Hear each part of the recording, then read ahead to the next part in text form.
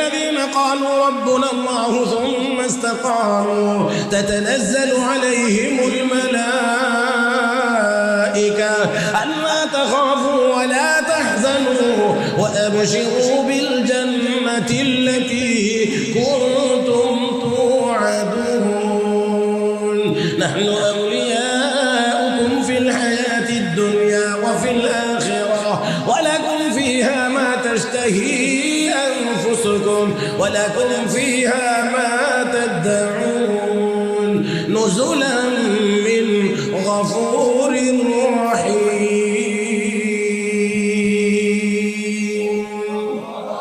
আরেকটু জোরে ও মুসলমান আল্লাহ রাব্বুল আলামিন আমাদের আরাম আর খাইবার জন্য খাইবার আর আরামের জন্য জান্নাত বানায়া রাখছেন আমরা দুনিয়াতে গোলামি করব জান্নাতে গিয়ে মেহমান হইব ইন্নাল্লাযীনা আমানু ওয়া আমিলুস সালিহাত কানাত লাহুম জান্নাতুল ফিরদাউস নুজুলা রব্বে কারীম তো ঈমান আর নেক আমল নিয়ে যারা আসবে আমি আল্লাহ তাদেরকে জান্নাতুল ফিরদাউসের মেহমান বানাইব আমার ভাইয়েরা আমার বন্ধুরা তাহলে দুনিয়াতে আমরা গোলাম হইব জান্নাতে গিয়ে আমরা মেহমান হইব জোরে কোন ঠিক কিনা এরা মুসলমান ওই দিন জান্নাতীরা ঈমানদার নেককাররা 200 250 300 500 তলার উপরে বসে বসে জান্নাতের খানাজ নিয়ামত ভোগ করবে জাহান্নামীরা আগুনের টান একবার উপরে উঠবে আর একবার নিচে নামবে আর দেখবে জান্নাতীরা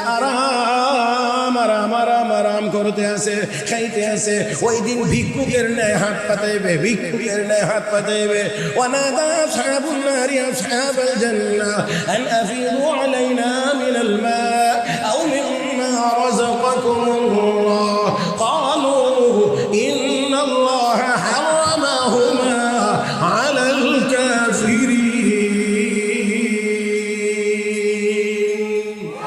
ওই দিন বলবে জান্নাতীরা তোমাদের এখান থেকে একটু জুটা আমাদেরকে দাও একটু অবশিষ্ট পানি দাও জান্নাতীরা বলবে না দেওয়া যাবে না দুনিয়াতে অনেক কিছু খাইছো খাইতে ইন্দুর বান্দর খাইছো হয় না আমার বন্ধুরা খাইতে অনেক কিছু খাইছো কুকুরও খেয়েছো হারাম শুয়োর যা ছিল সব খেয়েছো জান্নাতের খাবার তোমাদের জন্য না জান্নাতের পানিও তোমাদের জন্য না এরা মুসলমান আমরা জান্নাতের মেহমান হতে চাই দুনিয়ার জীবনে আমরা আল্লাহর গোলাম হতে চাই আমরা আল্লাহর গোলামি করতে চাই গোলামি করতে করতে দুনিয়া থেকে বিদায় হতে চাই মরতে চাই এই গোলামির পথে যদি কেউ বাধা হয়ে দাঁড়ায় প্রয়োজন হলে ইমানদার গোলাম আল্লাহর গোলাম জীবন দিয়ে দেবে কিন্তু 1 সেকেন্ডের জন্য আল্লাহর গোলাম তার ঈমান দিবে না ও মুসলমান তাহলে আসুন আল্লাহর গোলামি করব না করব না কয় না করব না নামাজ পড়ব তো কয় দিনে প্রতিদিন জোরে কন আমার ভাইয়েরা তাহলে গোলামি যদি চলতে হয় গোলামি যদি চালাইতে হয় তাহলে এলেম লাগবে আর এলেম যদি দরকার হয় তাহলে মাদ্রাসা লাগবে আর আস্তে গান এই মাদ্রাসাগুলো এখান থেকে আলেম তৈরি হয় এখান থেকে আল্লাহওয়ালা তৈরি হয় এখান থেকে সুনাগরিক তৈরি হয় এই মাদ্রাসা থেকে গাঁজাখোর তৈরি হয় না মদখোর তৈরি হয় না বাবাখোর তৈরি হয় না চোর ডাকাত তৈরি হয় না সুদখোর ঘুষখোর তৈরি হয় না আমার বন্ধুরা এখান থেকে শাইখে গাজীনগরী তৈরি হয় শাইখে কাতিয়া তৈরি হয় শাইখে গহরপুরি তৈরি হয় শাইখে বর্ণবী তৈরি হয়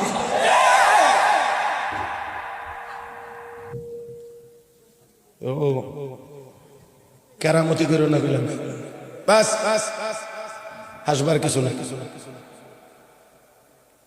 মুহতারাম হাজিরিন মাদ্রাসাগুলো দরকার নাই জোরে কোন দরকার নাই মাওলানা আব্দুল বাসির দামাত বারাকাতুহুর মতো ব্যক্তির দরকার নাই আমি আপনাদেরকে ফাঁকে একটা ছোট্ট কথা শুনাই কষ্ট হবে না তো আশা করি না আচ্ছা যাক আলহামদুলিল্লাহ হযরত সাইয়্যিদানা হযরত আব্দুল কাদের জিলানী রাহমাতুল্লাহ নাম শুনছেন তো আমরা দেশে তো এই নাম ব্যবহার করে কত সিন্নি খাওয়া পাতে আইয়াজ দহম দোয়াজ দহম সেয়াজ দহম কত দহম আছে না হ্যাঁ আরে বাবা কত জায়গায় এই হযরত আব্দুল কাদের জিলানী রাহমাতুল্লাহ নামে এত বড় ডে আর আমরা দেশ মাসাল্লাহ এমন উর্বর, দেখ ফাটলেই হয়, এটা মাছের ছায়ের মতো। ছাই বুঝেন না আপনারা? আল্লাহ, এটা যদি না বুঝেন তো আমি বড় বিপদে পড়ব। পানির নিচে বেতের বানানো যে কি দিয়া মাছ ধরে, ছাই বুঝেন না? এটা ফাটলে কি পাওয়া যায়? মাছ। আর আমাদের দেশে ডেক ফাটলে বাস বাস। হযরত আব্দুল কাদের জিলানী রাহমাতুল্লাহ আলাইহি মক্কা শরীফ গেছেন, তো ওনার সামনে জটিল মাসালা। আর ওই সময় তো বড় বড় অলিরা বুজুর্গরা, বড় বড় আলেম ওলামা যারা, তারা তো যেখানে যেতেন এখানেই ক্লাস চলতো, এখানেই দর্শ চলতো।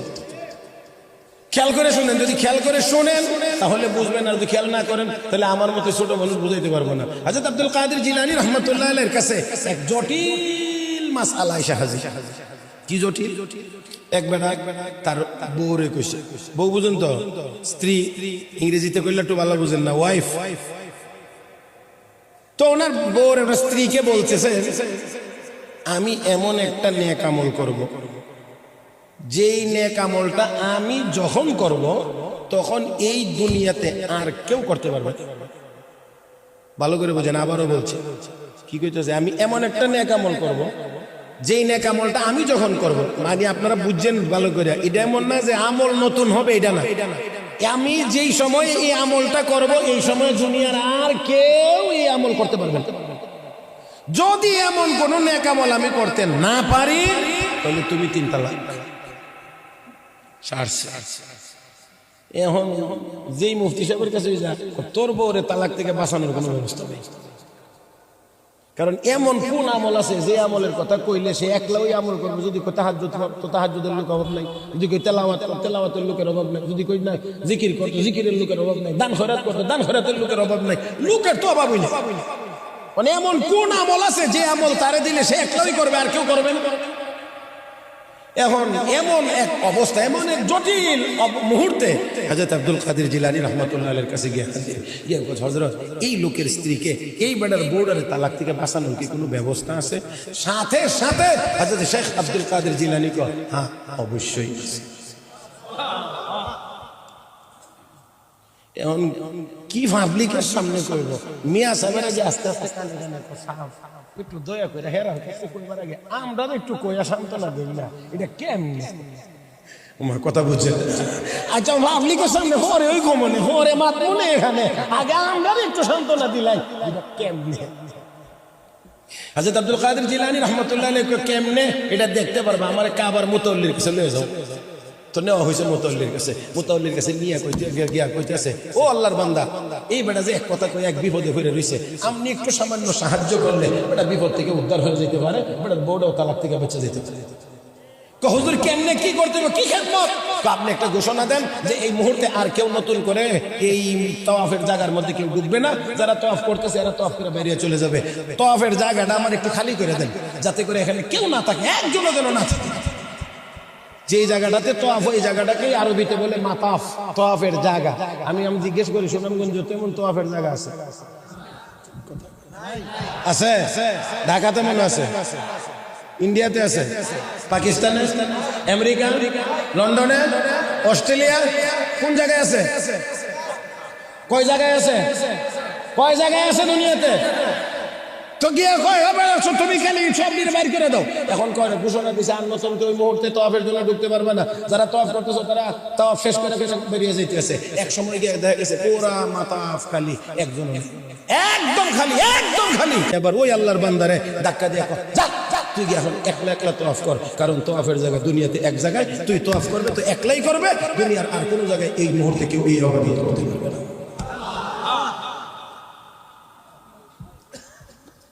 এটার নাম মৌলবী, কথা বুঝছেন না? এটার নাম হয়েছে মৌলবী, খালি নাদান কথা। মনে মনে ভাবে হাম কুছ হুয়া হ্যায় না, ঠিক মতো সূরা ফাতিহা পড়তে পারে না। আমি মঞ্চে বসা এক নেতা কাছে মঞ্চে বক্তব্য দেওয়ার জন্য গিয়া আসসালামু আলাইকুম ইয়া রাহমাতাল্লাহ, আসসালামু আলাইকুম ইয়া রাহমাতাল্লাহ। আর মনে মনে ভাবেন হাম কুছ হুয়া হ্যায়, তাই না? আমাদের নুরানিতে ভর্তি হওয়া লাগবে, এখানে আপনার পিএইচডি, এখানে আপনার ডক্টরেট, সবকে যদি নামাজ 2 রাকাত ঠিক মতো পড়তে না পারে। আমার ভাইয়েরা, আমার বন্ধুরা, বড় আক্ষেপ লাগে, বড় কষ্ট লাগে, বড় দুঃখ লাগে। আমি ব্যথিত মন নিয়ে বলছি, ব্যথিত মন নিয়ে বলছি। ওলামায়ে কেরামের মজলিস থেকে বলছি, ওলামায়ে কেরাম তৈরির ফ্যাক্টরির সামনে বসে বলছি, হাজার জনতার সামনে আমি বলছি, আমার ভাবতে বড় কষ্ট লাগে। মুসলমানের সন্তান কোরআনের তেলাওয়াত জানে না, এটা কেমন করে মুসলমান হয়? মুসলমানের সন্তান তো মুসলমান শিক্ষাই লাভ করবে। সর্বপ্রথম তার জীবনের শিক্ষা হবে সূরা ফাতিহা, শিক্ষা হবে কোরআনের তেলাওয়াত। কথা কয় না দিহি? কোরআনের শিক্ষার মাধ্যমে তার শিক্ষা শুরু হবে, এটা হবে মুসলমান। দুর্ভাগ্য আমাদের, দুর্ভাগ্য আমাদের, দুর্ভাগ্য আমাদের। আজকে আমাদেরকে এখন নাকি শুনি ব্যাঙ্গের ডাকো বলে শেখানো হবে, আরো আরো বলে কি কি শেখানো হবে। আমি অত্যন্ত বিনয়ের সাথে বলছি, অত্যন্ত বিনয়ের সাথে বলছি, এই দেশের শতকরা 94% মানুষ মুসলমান। স্কুলের ছাত্র ছাত্রী যারা আছে তারাও শতকরা 94% মুসলমান। এই দেশের মুসলমানদের হাতে শিক্ষা সিলেবাস, শিক্ষা কারিকুলাম কোরআন হাদিসের বিরোধী হলে হবে না, হইতে পারে না। কোরআন হাদিসের বিরুদ্ধে যদি কোনো শিক্ষা সিলেবাস যায়, এই দেশের তাওহীদি জনতা 1 সেকেন্ডের জন্য ওই শিক্ষা কারিকুলাম মানে না, মানতে পারে না।